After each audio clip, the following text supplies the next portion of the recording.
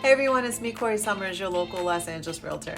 Today we are going to go over the top 5 worst strategies you could use when buying a home. That's right. Go ahead and take a moment to get yourself prepared. Click the subscribe button below and the bell for updates, and I'll be right back.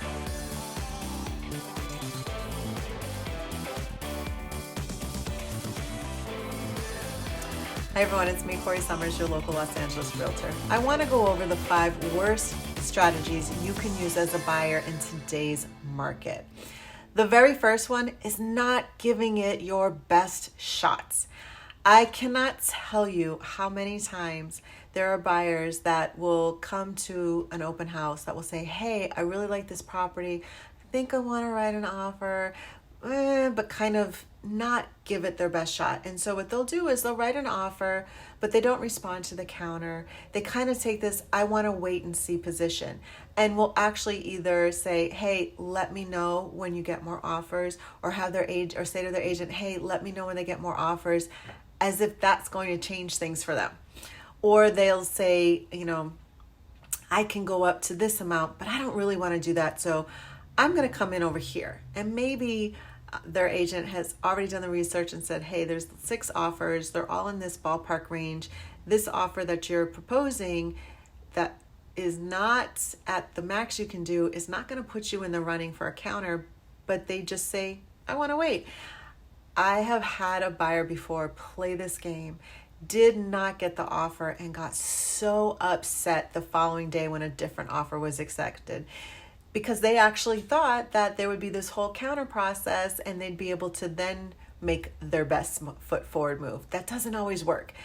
No matter what the listing agent might tell their seller the game plan is, sometimes an offer comes in that is just too perfect to refuse and it gets taken right away. Hey friends, if you're watching this video right now and you do not live in California or Massachusetts and you're saying, man, I wish you could help me. I live in Arizona, I live in Texas, I live in Georgia, I live in Chicago. Guess what? I still can, because I can connect you to one of my business partners who will treat you the same way I do. We'll give you that white glove treatment that will make sure your needs are being met and help you find your home. So please just reach out to me, schedule time on my calendar in the Calendly link below, and I will set you up with someone who will take excellent care of you in your market. The second worst buyer strategy you can do in today's market is relying on credits to cover things like your closing costs or your moving costs. Just because you get an inspection and negotiate items doesn't mean you're going to be able to get a credit towards your closing costs. And right now, inventory is tightening, and with interest rates that are kind of going up and down a little bit and up, it really takes skill to navigate a buyer through a successful real estate deal.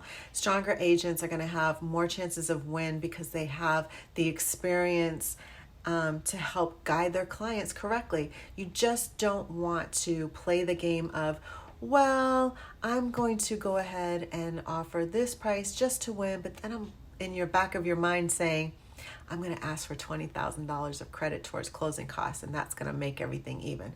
Don't play that game. You can definitely lose.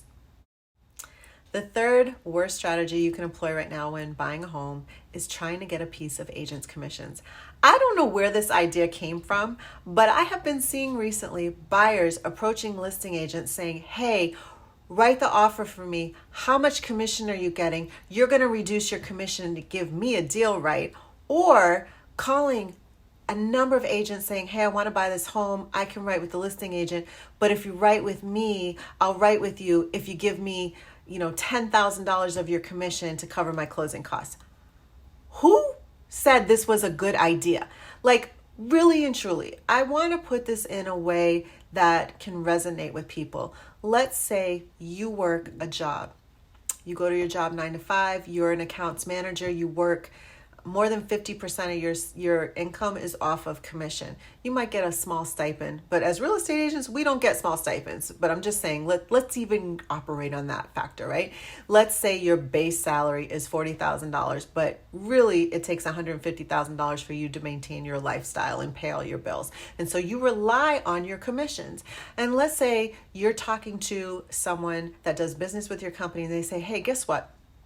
In order for us to renew our contract, what we're going to do is, instead of you making commission, you're going to give that money back to us because we're going to do business with your company. And it'll be okay because we're doing business with your company. So just go ahead and give us that commission.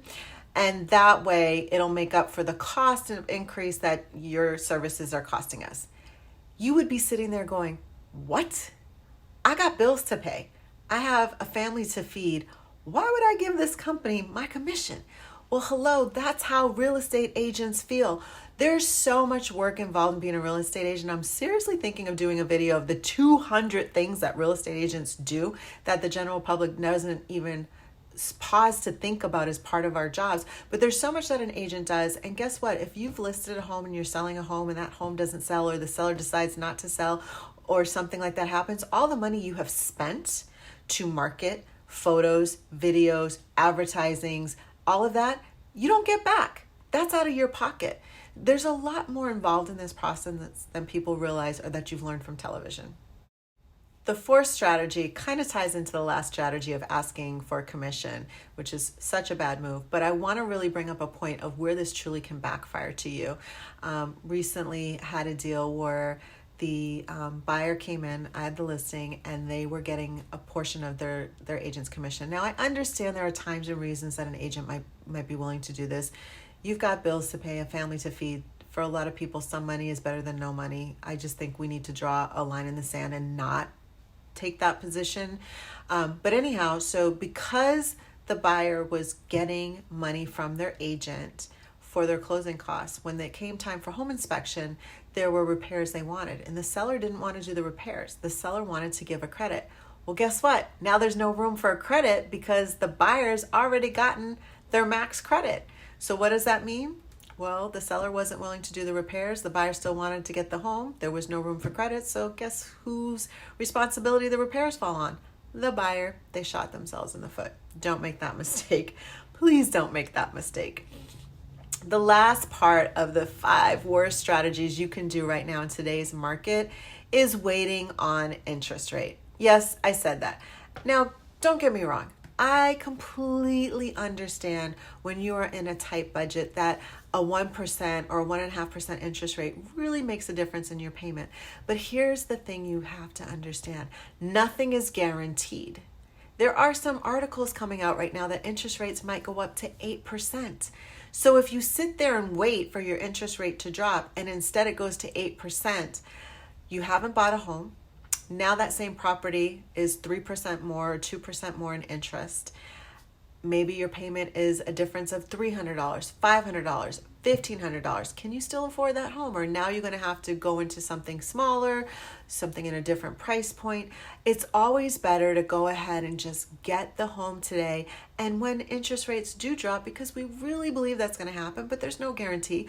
But when they do drop, refinance. Let me tell you something. There is nothing like your property monthly mortgage payment dropping. Because when your mortgage payment drops, it frees up money. Now, it frees up money that you can save that money. It frees up money that you can pay more on your mortgage and pay it off faster. It might free up money for you to take that money and invest it in something else, whether that's stock, a life insurance policy, more property, maybe a kid's college fund. But the point is, if you're used to making the payment at what today's current interest rates are and interest rates dip down, go ahead and do the refi. Do not be afraid to do it. It's okay. So again, today's video was really just about the 5 worst strategies buyers are employing today. Please do not do one of these. They are not the right moves to make. You need a roof over your head. And the thing that I like to say all the time is you are always paying a mortgage. It's either you're paying your own mortgage and gaining equity and creating wealth and long-term money, or you are paying somebody else's mortgage. But you are always paying a mortgage. It's just mortgages are either called a mortgage or rent. Facts. I hope today's information has been helpful to you. And if any of these strategies were things that you were thinking of doing, just know they're not the way to go. Really and truly, you should work with a real estate professional that is representing you as a buyer who is looking out for your best interests, your fiduciary, who is going to fight for you, who is going to work hard to get you into a property and get you the best deal and the best terms for you. Thank you guys so much for watching. If you'd like to have a chat because you're thinking about selling your home or you're thinking about buying and maybe you disagree with me. Hey, if you disagree with me, write something in the comments below. Let's talk about this. Thank you guys again. I will be back with a new video. If you haven't subscribed yet, click that subscribe button and the bell for updates below. See you next time.